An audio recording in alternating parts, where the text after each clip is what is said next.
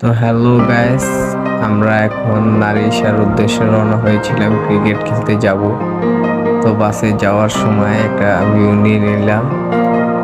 তো বাসে ওঠার পরে আপনার গিয়ে দেখা যাচ্ছে সবাই ভাব টাপ নিচ্ছে একটু। তো এখানে আমরাও আছি সবাই।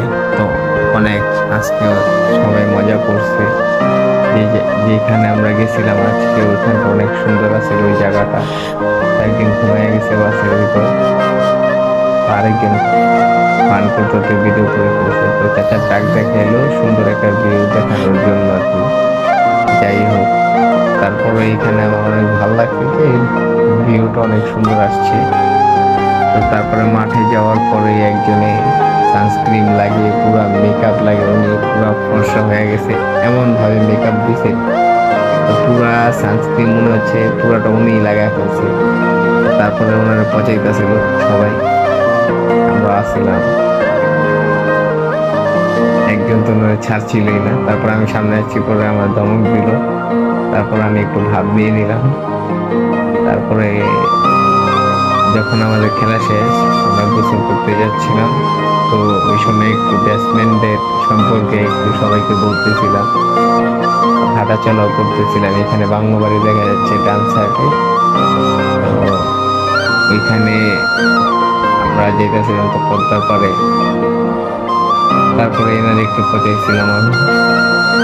তারপরে যে একজন দাঁড়ায় গেছে, তিনজনের হাগা ধরছে, ওনারা অনেক আস্তে আস্তে হাঁটতেছে, মানে অসম খুঁজতেছে আশেপাশে দেখে দেখে শুনে। তারপরে যাই হোক, একটা আম গাছের নিচে গিয়ে দাঁড়াইলাম। ওইখানে আমি আজকে প্রথমবার মানে একটা আম হাতে নিয়ে ধইরা তারপর ছেড়ে দিলাম, যে ওই গাছটার থেকে আমি পারলাম না। ওনারা আমাদের আচার খাওয়াইছে, তো এই কারণে প্রথম অনেক কি কইরা তাকায় আসছিল যে আমাদের লাগে কেলাবে ওনারা। যাই হোক, পরে আমরা আচার খেলাম। পরে আমরা যখন গোসল করতে যাব, মানে নদীর পরে একবারে শেষ সীমানায় এসে পড়ছি, আমরা এখন পানিতে নামবো। তো নামার পরে একটু ফান করলাম সবাই। তো লাস্টে সবাই একজনকে বাটি নিলাম, কারণ উনি আইসে সবাই মারধর শুরু করছিল পানি। তো এই কারণে আমরা ওনাদের পানি মেরা দিছি সবাই মিলে একসাথে। তারপরে সবাই মারতেছিল একজনের দেখা দেখি।